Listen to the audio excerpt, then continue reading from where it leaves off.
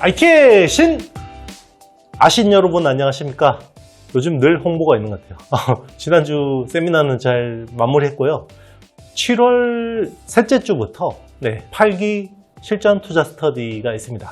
지금 진행하는 7기는 7월 첫째 주에 마무리가 되고요. 한 주 쉬고 그 다음 주부터 8기 수강생을 모집하고 있습니다. 관심 있으신 분들은요, 댓글 상단의 링크를 통해서 신청해 주시면 좋을 것 같습니다. 시장이 녹록진 않은데 그래도 이 힘든 시장 같이 헤쳐나갈 수 있는 투자 아이디어들을 또 고민해 보도록 하겠습니다. 시장이 녹록지 않아요. 자, 정말 완전 무결해 보이던 엔비디아가 폭락하고 있습니다. 그죠? 엔비디아. 정말 AI 혁명의 핵심이었죠. 근데 지금 무려 고점 대비해서 16%가 빠졌어요. 16%. 정말 이제 엔비디아는 이런 조정 안 받을 줄 알았는데, 근데 일견 올 하반기 시장에서는 충분히 이 사이클이 좀 쉬어간다라는 그런 전망들도 간혹 있긴 했었죠. 저도 사실 하반기가 이제 서버 인프라 사이클에서 결국 온 디바이스 AI로 릴레이가 되는 게 되게 중요하다고 했는데, 결국 엔비디아가 조정은 불가피할 것 같고요. 근데 저는 결론적으로 추세를 깨지는 않을 것 같습니다. 추세를 깨고 폭락할 것 같지는 않고요. 엔비디아를 지금 보는, 우려하고 있는 포인트들은 첫 번째 이제 수급 이슈죠. 일단 지금 젠슨 황이 주식을 좀 팔았습니다. 80만 주를 팔았고요. 요게 한 1억 달러 정도 됩니다. 그리고 이제 부사장하고 CFO도 내년 5월까지 주식을 팔겠다 이야기를 했습니다. 근데 뭐 젠슨 황 아시겠지만 젠슨 황 7억 주 가지고 있거든요. 7억 주 중에서 80만 주이기 때문에 굉장히 미미한 물량이긴 한데, 어쨌든 약간 주가가 고점일 때 이런 시그널이 나오는 것은 좋은 건 아니죠. 그래서 요 이슈가 하나 있었고요. 또 하나는 영업적인 측면입니다. 영업적인 측면인데, 자, 이번에 마이크로소프트가 지금 엔비디아 서버 렉이라고 하는 NVL72라고 하죠. 요거는 엔비디아의 CPU 36개, 그리고 GPU, 블랙웰 아키텍처 72개를 엮어서 한 개의 GPU처럼 쓰는, 요걸 이제 자이언트 GPU라고 하죠. 서버 렉입니다. 요거를 이제 끼워서 팔고 있죠. 끼워서 팔고 있는데, 요거를 MS가 거부했다. 왜냐면 MS가 블랙웰을 쓰지 않겠다라는 건 아니에요. 블랙웰은 씁니다. B100이나 B200 같은 경우는 쓰는 건데, 다만 요 서버 렉까지 쓰는 거는 너무 의존도가 높아진다. 그래서 요거를 거부했다라는 소식이 나오고 있었고요. 근데 또 한편으로는 아마존 있죠. 아마존 웹 서비스. 아마존은 오케이 했습니다. 그래서 요거 쓰기로 했기 때문에 요게 뭐 그렇게 조정의 빌미가 될지는 모르겠습니다. 또 하나가 보면 이제 세 번째가 이제 온 디바이스 AI인데요. 사실 뭐 온 디바이스 AI가 엔비디아하고 직접적으로 연결은 없지만, 결국 온 디바이스 AI가 활발해져야 결국 엔비디아 GPU 데이터 학습에 대한 수요가 늘어날 수 있기 때문에 뭐 아예 관련이 없다고 볼 수는 없죠. 근데 지금 사실 퀄컴의 스냅드래곤 X 엘리트, 요게 이제 AI PC용으로 굉장히 기대를 모으고 있는데요. 요거는 이제 ARM 기반의 윈도우 OS용이죠. 윈도우 OS용으로 나오는 칩셋인데, 요게 아무래도 게임, 롤이라는 게임 있죠.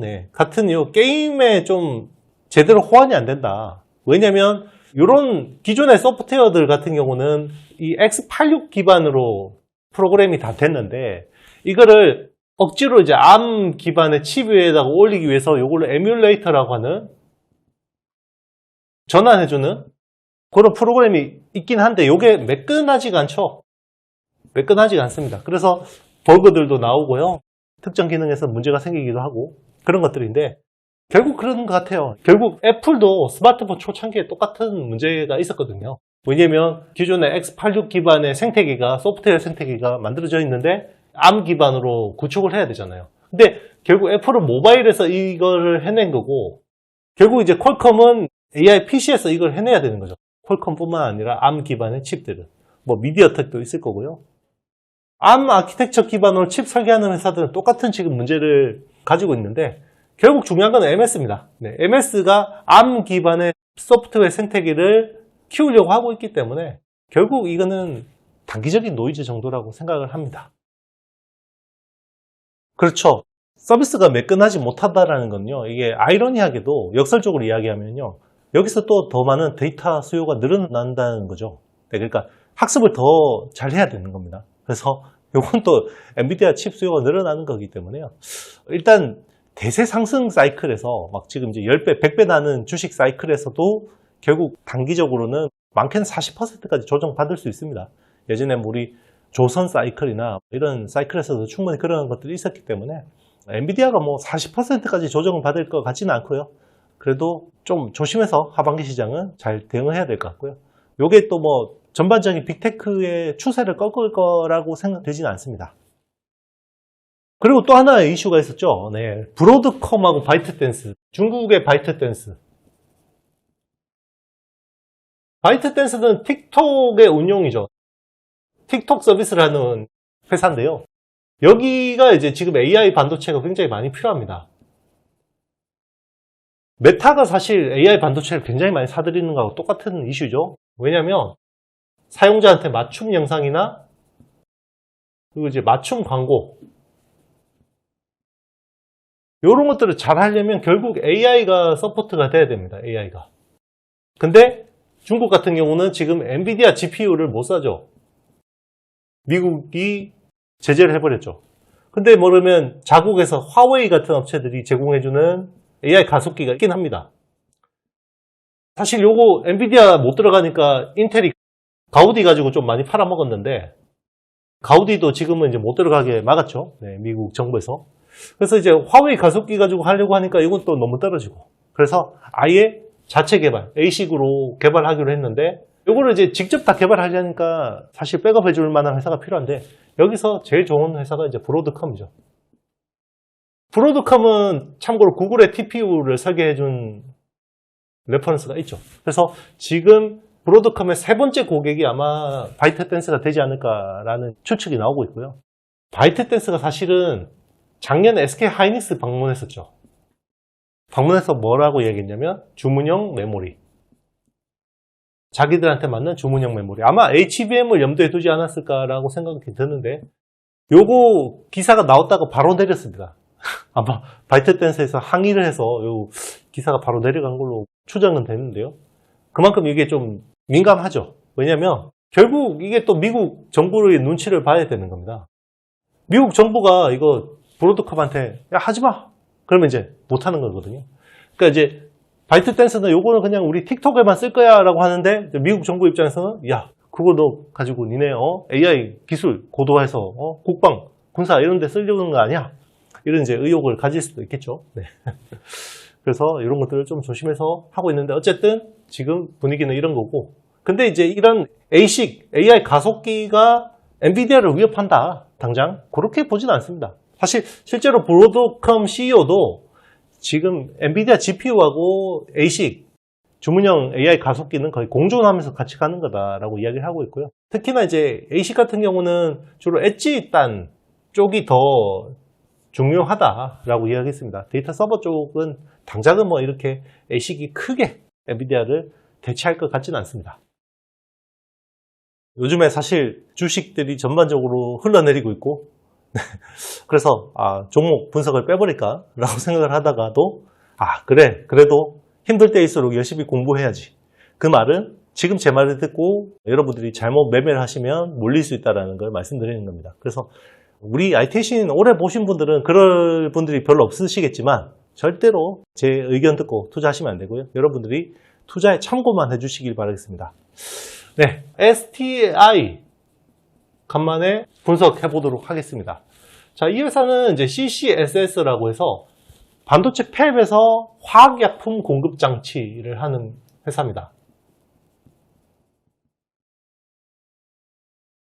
요게 메인인 회사고요. 어떻게 보면 이제 팹의 인프라 장비라고 볼 수 있죠. 네, 인프라. 팹을 투자를 하면, 신규 팹 투자하면 제일 처음에 매출이 일어나는 건데요. 그리고 이제 리플로우 장비. 후공정에 쓰이는 거죠. 네, 후공정에 쓰이는 리플로우 장비.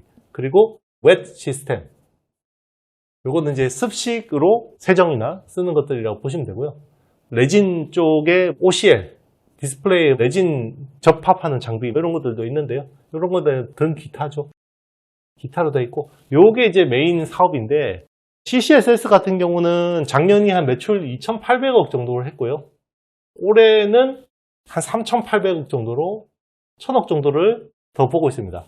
최근에 이제 삼성이 평택 P5에 대한 투자 이야기를 하고 있죠. 그래서 올 하반기부터 신규 팹에 대한 이야기들을 하고 있습니다. 이야기는 지금은 이제 준비를 해야 되죠. 왜냐하면 25년 상반기쯤 되면요. 캐파 투자를 거의 못하게 될 수도 있어요. 지금 있는 인프라 가지고는. 그렇기 때문에 내년 하반기에 투자를 하려면 지금 착수하고 프로젝트들을 해야 되기 때문에 STI도 이런 부분에서는 이제 좀 수혜를 볼 수가 있는 거죠. 그래서 앞단에서 들어가는 게 CCSS 같은 장비들이기 때문에 좀 수혜를 볼 수 있고요. 리플로우 같은 경우는 작년에 한 90억밖에 안 됐어요. 네, 90억 정도밖에 매출을 안 됐는데 올해는 굉장히 많이 커져서 한 350억까지 많이 늘었고요. 그래도 뭐 아직까지 전체 매출에서 10%가 좀 안 되는 부분이죠. 원래는 올해 20% 정도는 할 거라고 생각했는데 생각보다 좀 슬로우하긴 합니다. 그리고 웻 시스템이 이제 작년이 280억 정도 했는데 올해는 한 620억까지 크게 증가할 수 있을 것 같습니다. 이런 사업을 하는 회사라고 보시면 되고요. 일단 지금 뭐 실적 흐름은 나쁘진 않습니다. 작년 전체 실적은요. 매출이 3,196억을 기록했고요. 그리고 영업이익은 239억을 기록했습니다. 현재 오늘 6월 25일자 기준으로 시총은 6,080억. 오늘 반도체주들이 대부분 흘러내리고 있는데 그래도 아직까지는 소폭 약보합에서 강보합 정도를 보이고 있습니다. 올해 전망치는요. 매출 4,600억, 영업이익은 540억 정도를 전망하고 있습니다. 사실 이 회사가 밸류가 너무 싸다 이렇게 이제 제가 그동안 많이 분석했던 기억이 나는데 시총이 많이 올라오긴 했습니다. 그럼에도 불구하고 실적 대비해서 충분히 업사이드는 좀 남아있지 않을까 생각이 들어요. 네, 여러분 제가 준비한 영상은 여기까지입니다. 8기 실전 투자 스터디, IT의 신과 함께하는 8기 실전 투자 스터디 신청하실 분들은요. 댓글 상단 링크를 통해서 신청해 주시면 좋겠습니다. 좋아요, 사랑해요 이런 거 너무 감사합니다. 날씨 더운데요. 건강 잘 챙기시고요. 저는 다음 영상에서 더 좋은 내용으로 찾아뵙도록 하겠습니다. 여러분 안녕.